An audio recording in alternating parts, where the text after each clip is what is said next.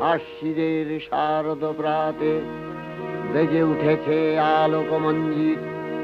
ধরণীর বহিরাকাশে অন্তরিত মেঘমালা, প্রকৃতির অন্তরাকাশে জাগরিত জ্যোতির্ময়ী জগন্মাতার আগমন বার্তা।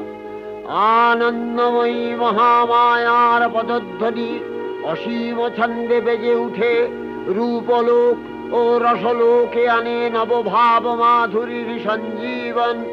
তাই আনন্দিতা শ্যামলী মাতৃকার চিন্ময়ীকে মৃন্ময়ীতে আবাহন।